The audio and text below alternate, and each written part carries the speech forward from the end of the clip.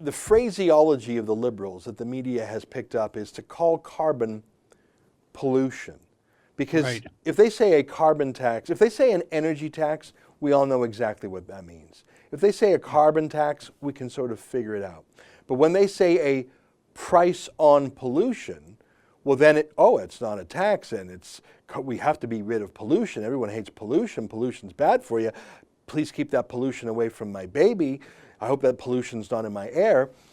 It's carbon dioxide. It's the stuff of life. I'm exhaling it right now. Even if you have to call a carbon tax by such a false euphemism that sort of gives away the game, that what you're doing is not honest and you're trying to pull the wool over people's eyes. That's my view. Do you think severely normal Canadians know that this price on pollution business is just a trick, a sales gimmick? Well, unfortunately, Canadians worse than Americans. Most of the American public, the polls show that they're not concerned about climate change at all. The Pew Center poll, which is by any measure a left-wing view, shows the public concern about climate change as 38 out of 42. But as in, out of 42 possible issues to care about, it's number 38. Yeah, exactly. But what you're seeing here, of course, and what you're talking about with the change of terminology is precisely what George Orwell wrote about in 1984. It's the newspeak. If the words that you use and the changing of the words achieve your goal, because you know the substance of what you're trying to do is simply not a sellable item. So that's exactly what we're seeing.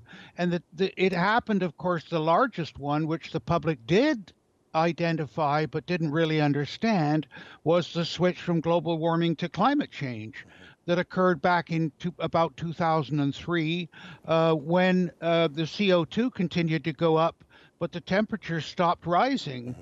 And this is what Huxley called the great tragedy of science, a beautiful hypothesis destroyed by an ugly fact.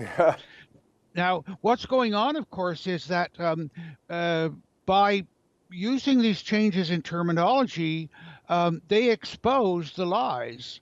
For example, when you talk about carbon is a solid. And of course they want to use that term because it implies dark, black, soot. And you notice that in the press conference that Trump had with the president of Finland the other day, he was talking about carbon spreading on the snow in the Arctic and causing increased melting. That's an issue, but carbon's a solid. CO2 or carbon dioxide is a gas. They're completely different things.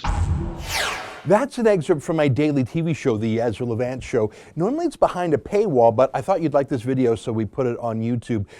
If you want to subscribe to watch the daily show every day, including always 2 interviews a day, and I read my hate mail, just click on this screen and become a premium member.